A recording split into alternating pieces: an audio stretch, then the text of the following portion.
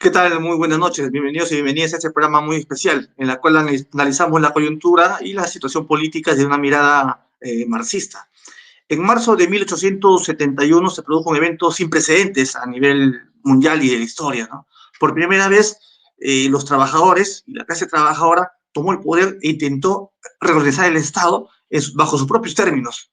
Y para hablar del tema, hoy contamos con un invitado muy especial.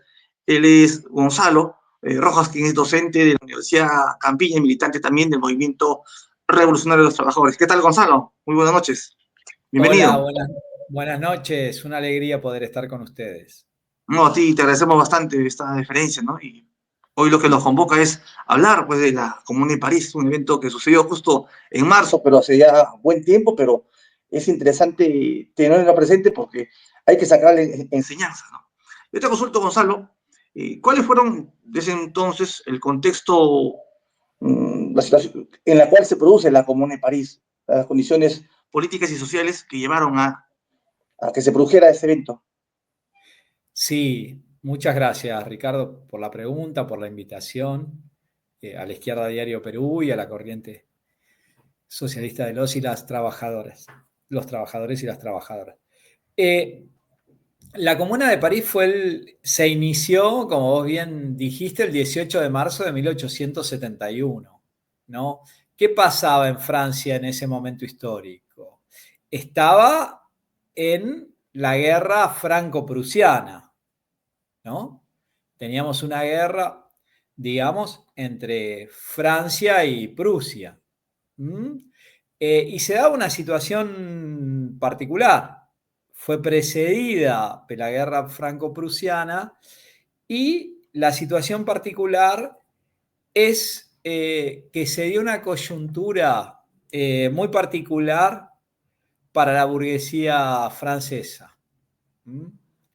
La burguesía francesa venía perdiendo la guerra, claramente. La única chance que tenía de ver si podía revertir esa situación era armar al proletariado francés.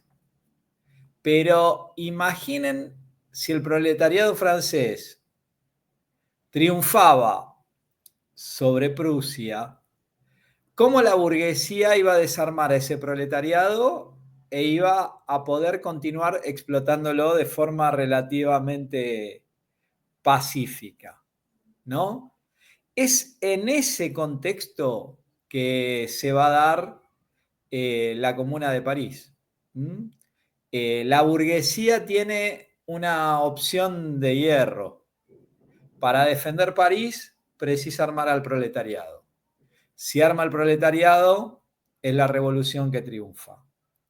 Siendo así, la burguesía, de hecho, abandona, si vos quisieran entender, abandona la posibilidad de lucha contra Prusia y pretende desarmar al proletariado. La importancia política de la Comuna de París es que por primera vez, como bien colocó Ricardo al inicio, en la historia la clase obrera conquista el poder político. Y eso nos trae lecciones para todos los revolucionarios del mundo en todas las épocas, ¿no? Se conquista el poder político, pero se da en una situación muy particular. No es que el proletariado organiza una revolución, es que tiene que organizarla de hecho porque la burguesía abandona todo tipo de resistencia. Para poder entender la importancia política, en realidad muchos leemos un texto de Marx que se llama normalmente La Guerra Civil en Francia, ¿no? Que en realidad es un manifiesto que escribió Marx para la Primera Internacional, para la Asociación Internacional de los Trabajadores, ¿no? Marx lo escribe 2 días después de que es derrotada la Comuna de París, ¿no? La Comuna de París dura 71 días, es derrotada el 28 de mayo de 1871. Marx escribe ese texto el 30 de mayo de 1871. Él lo lee, digamos, en la internacional, ¿no? En la primera internacional. Es publicado como La Guerra Civil en Francia, es publicado como La Comuna de París, muchas veces junto con textos de Lenin y del propio Engels. Trotsky también tienen un balance de la Comuna, pero para colgar un poco la importancia, Marx estaba escribiendo El Capital y dejó de escribir El Capital para escribir ese texto, ¿no? Y yo creo que ese es el contexto y la importancia política, digamos, que tendría inicialmente la Comuna de París. Bien, ¿No? Gonzalo, muy buena el contexto en el cual estás narrando, ¿no? Porque eso favorece a que los trabajadores, bueno, ya estuvieron armados, ¿no? Ahora, también has tocado el hecho, pues, de que en vida estaban Marx y Engels, ¿no? Presenciando, fueron testigos. ¿Y cómo interpretaron en términos de lucha de clases, ¿no? ¿Y qué lecciones se dieron a partir? ¿Qué lecciones sacó Marx y Engels de este proceso importante en la Comuna de París? Sí, primero Marx diferenciaba claramente diferentes regímenes políticos, ¿no? No era lo primero que escribía sobre Francia. Ustedes acuérdense que Marx escribió el 18 Brumario de Luis El Bonaparte, mismo parte.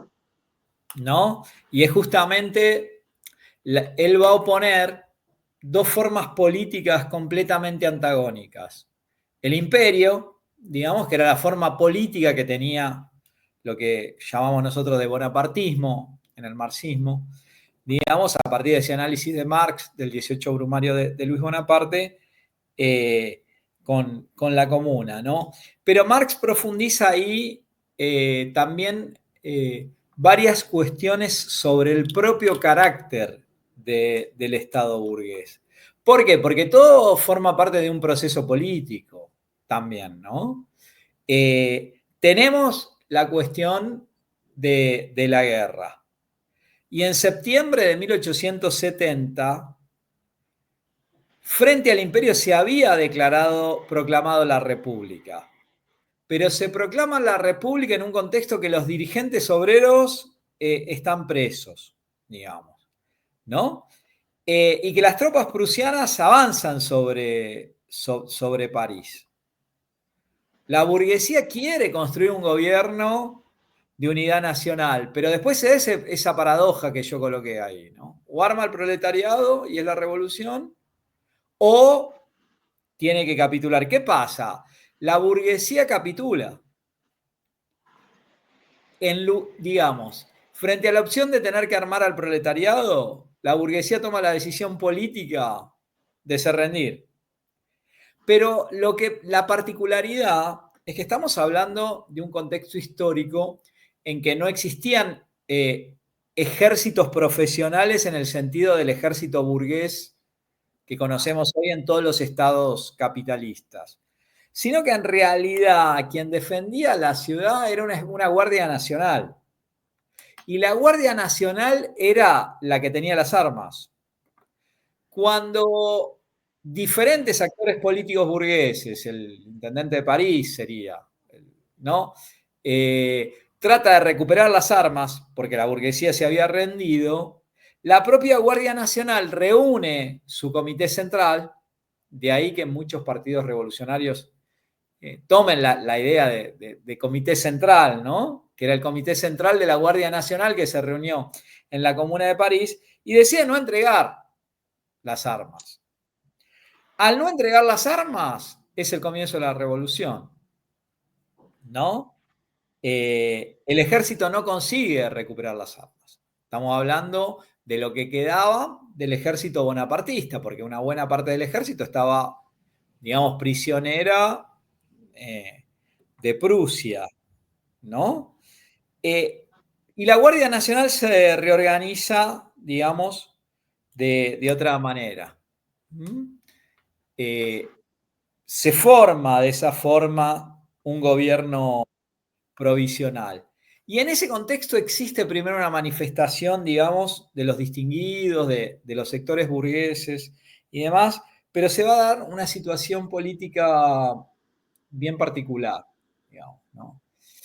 La burguesía abandona París a los pocos días y cuando tenía la fuerza política, digamos, la comuna, para perseguirlos, digamos, hasta Versalles, que es relativamente muy cerca de París, ¿no?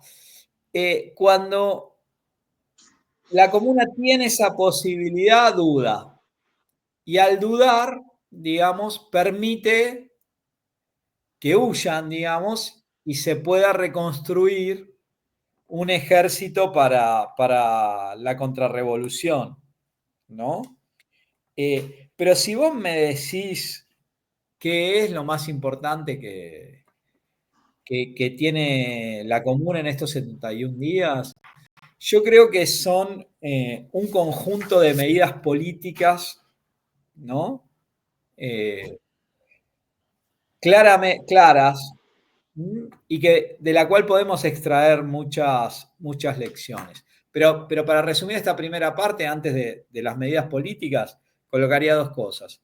El imperio es la peor forma política, digamos, que creó la burguesía, por llamar de alguna forma, ¿no? Y la comuna es justamente la antítesis del imperio. Es la república social, pero que no solo pretendía acabar con la monarquía, sino con toda dominación de clase, ¿no? Y acá aparece una definición de Estado que ya está en Marx, en el Manifiesto Comunista y demás. El Estado no es neutro. El Estado burgués es una máquina nacional de guerra de la burguesía contra el proletariado. No es que el Estado existió siempre. El Estado existe porque existen las clases sociales, ¿no? Un poco, habíamos hablado sobre el Estado, digamos, en otra entrevista que me hicieron, en otra charla, digamos aquí mismo, pero sería, digamos, el Estado tiene relación con las clases y el Estado expresa a la clase dominante en cada periodo histórico.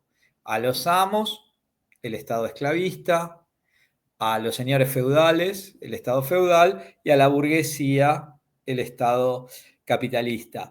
El Estado burgués no es un instrumento neutro, el cual un día lo utiliza la burguesía, pero si triunfa el proletariado y gobierna, puede utilizarlo para sus propios intereses, ¿no? Esa es una de las lecciones de la Comuna de París más claras. Engels hace un balance político clarísimo, donde coloca: la comuna demostró que la clase trabajadora no puede apoderarse del Estado burgués y colocarlo a su servicio.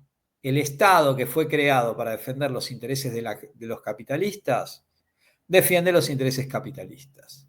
Es necesario destruir el Estado capitalista para construir una nueva forma de organización política que, como no tenemos otro nombre, llamamos de Estado, ¿no? Pero que sea un Estado que exprese los intereses de otra clase, ¿no? En este caso, de los trabajadores.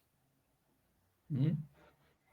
Bien, bien, Gonzalo, muy buena el comentario y la exposición y cómo estás tocando el tema. Ahora, hay otro elemento que me gustaría consultarte, es respecto a, durante esos 71 días que duró la Comuna de París, sí, ese tiempo que duró la Comuna de París, ¿cómo se expresó el poder de los trabajadores? ¿Qué medidas Sí. tomaron los trabajadores? No, perfecto. Esas serían, digamos, las medidas políticas de la comuna, ¿no?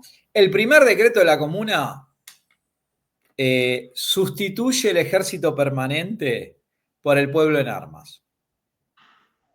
¿Se entiende? Si Rompe el el monopolio, la ejército policía. era la expresión del Estado burgués, digamos, el ejército sería la fuerza represiva del Estado burgués, era central sustituir el ejército permanente por el pueblo en armas. Era preciso disolver el poder material armado permanente e construir lo que llamaríamos milicias obreras y populares, ¿no? La comuna creó consejos que fueron elegidos por sufragio popular, por sufragio universal, si ustedes quieren. Pero ¿cuál era la particularidad?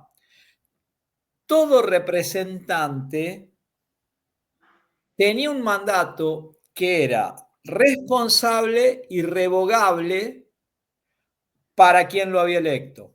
¿Se entiende? No era que, como pasa en cualquier democracia liberal capitalista, uno vota y entonces si existe una estafa electoral, digamos, tenemos que esperar 4 años, tenemos que esperar 3 años, tenemos que esperar que termine el mandato para sacarlo. No, en realidad la comuna elige consejos populares por el sufragio universal, pero los electos tienen responsabilidad ante la comuna. Son responsables y son revogables en todo momento. La comuna no es un parlamento, ni tampoco es un poder ejecutivo como conocemos. La idea que nosotros tenemos de república es una idea del pensamiento político liberal. Es la división de poderes liberal. Existiría un poder ejecutivo, un poder legislativo y un poder judicial que se controlarían supuestamente entre ellos. En realidad, la comuna es mucho más que un parlamento y es mucho más que un poder ejecutivo. La comuna es simultáneamente legislativa y ejecutiva. No es que el Parlamento hace las leyes, el Poder Ejecutivo las ejecuta. Siempre existe una división de poderes que permite una mejor dominación burguesa en el capitalismo. La comuna sería una corporación de trabajo ejecutiva y legislativa. Lógicamente, una medida democrática mínima, existe una Cámara única, no existe el Senado. ¿Por qué? Porque el Senado no es siquiera democrático en los términos de la democracia burguesa, digamos, de la Revolución Francesa, una persona, un voto. ¿Se entiende? La Cámara de Diputados supuestamente expresaría, digamos, la voluntad del sufragio universal. Pero los senadores, por ejemplo, digamos, no tienen en consideración la proporcionalidad en la votación, sino que son representantes no del pueblo o de los ciudadanos, entre comillas, mismo en términos burgueses, sino de los estados, de las provincias. Estados con poblaciones muy diferentes pueden tener la misma cantidad de senadores, ¿no? Por eso la Comuna de París coloca que frente a la división de poderes burguesa, se construye una corporación de trabajo ejecutiva y legislativa y una cámara única. La policía también es un instrumento de la comuna. La policía es responsable y es revogable, así como todos los cargos administrativos, ¿no? Pero hay otra cosa que en Argentina o en Brasil, por lo menos usamos mucho, que es una variante de una de las cosas que coloca la comuna. Estamos hablando que la comuna sería un gobierno, en la mejor de las hipótesis, con elementos socialistas, donde todavía existiría el salario. ¿Se entiende? Entonces, los salarios serían salarios como de obreros calificados para todos. Para atacar los privilegios de los políticos, todos los políticos cobrarían lo mismo que un trabajador calificado.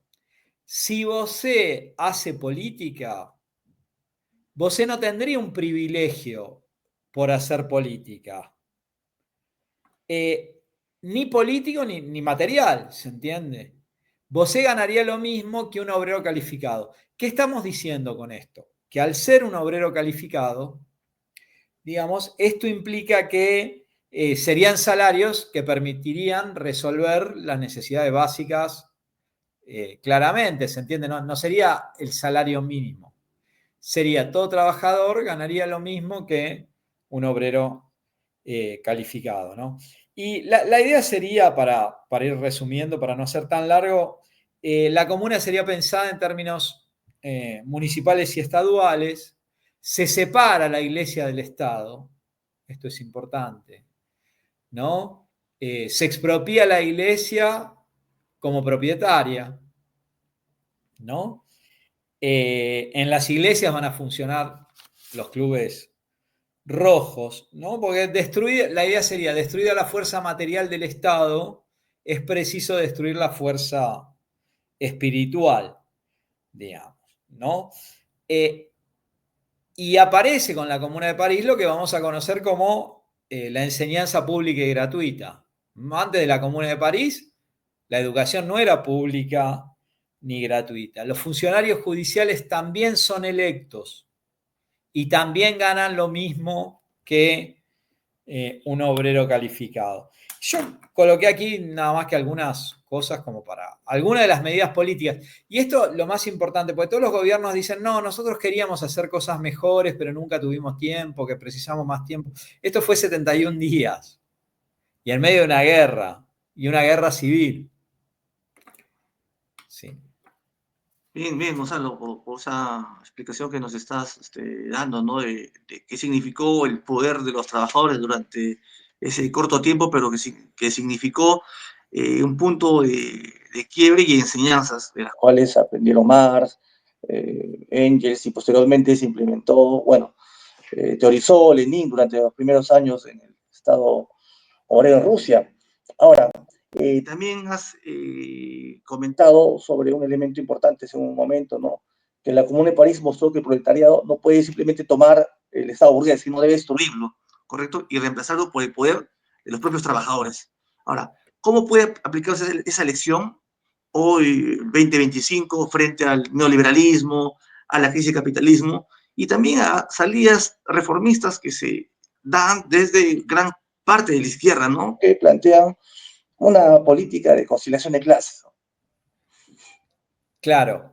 La comuna muestra que la Comuna de París es un gobierno de la clase trabajadora, producto de la lucha de clases de la clase trabajadora, y muestra también que la emancipación económica del trabajo es, digamos, incompatible con su dominación política, ¿no? Entonces, la idea de la Comuna de París es la siguiente: es hacer un gobierno nacional e internacional, digamos, ¿no? Revolucionarios de todo el mundo fueron a París a defender la Comuna de París. ¿Se entiende? Revolucionarios de Polonia fueron la primera línea de frente en la defensa de París. La Comuna no tenía ministros, pero lo que sería el equivalente a un ministro de Trabajo era un obrero alemán. Y Francia estaba en guerra contra Alemania. ¿Se entiende? El carácter internacionalista, ¿no? de la Comuna de París. Pero para ir a lo que preguntabas rápidamente, digamos. Todas las alternativas neorreformistas y de conciliación, en la mejor de las hipótesis, dicen, bueno, pero es mejor que nosotros estemos en el Estado. Si nosotros estamos en el Estado, es mejor que estén otros. Eso no cambia el carácter del Estado. ¿Se entiende? Para Marx, para Engels, para Lenin, para Trotsky, era necesario destruir el Estado burgués para construir una nueva forma de organización política que tenga como objetivo desaparecer como Estado. ¿Por qué? Porque si el Estado es producto del conflicto irreconciliable entre las clases, cuando se hace una revolución, esa es la gran diferencia entre marxistas y anarquistas, los marxistas creen que no acaban automáticamente las clases porque se hizo una revolución. Es preciso organizar la fuerza política del proletariado. Y es preciso, digamos, construir una nueva forma de organización política que, como no tenemos otro nombre, continuamos llamando de Estado. ¿Para qué? Para expropiar a los expropiadores. Para ir creando las condiciones de que dejen de existir las clases y en la medida que dejan de existir las clases, dejen de existir, digamos, los estados en el mundo. ¿Se entiende? Esa sería un poco la idea. Todo estado para Marx y para Engels es una dictadura de clase, lo que no significa que el régimen político de ese estado tenga que ser una dictadura de partido único, estalinista o como sea, ¿se entiende? Puede existir una dictadura del proletariado. ¿Por qué? Porque el proletariado hizo una revolución. Por primera vez, los que son más gobiernan en favor de sus intereses, pero lógicamente que van a oprimir a los menos, ¿no? Por primera vez en la historia. Es una dictadura de clase, pero no significa que el régimen político tenga que ser una dictadura de partido único. Puede ser una república soviética, una república concejista, no importa el nombre. Lo que importa sería cómo la autoorganización de las masas permite, digamos, nuevas formas más democráticas de organización política, sobre todo, ¿no? Entonces, un poco esta cuestión. Bien, bien, Gonzalo, yo agradezco bastante, pero tengo una última interrogante que quisiera que tal vez contigo nos ayudes, ¿no? Por ejemplo, hoy muchos partidos de la izquierda y progresismo participan de las elecciones dentro del marco de la institucionalidad burguesa, ¿no? Algo que tal vez en épocas de Marx y Engels y en la Comuna de París no era, pues, el eje de la política era otro, ¿no? La pregunta sería entonces, ¿hasta qué punto participar en las elecciones es una estrategia válida y dónde se traza la línea entre una táctica y una estrategia o una salida reformista? Claro. No, existe una cosa que viene desde la época de la Comuna de París, desde la propia Revolución Rusa y demás. Los marxistas no negamos la política. Hacemos una política revolucionaria. Por eso es importante esa diferencia que haces entre táctica y estrategia, ¿no?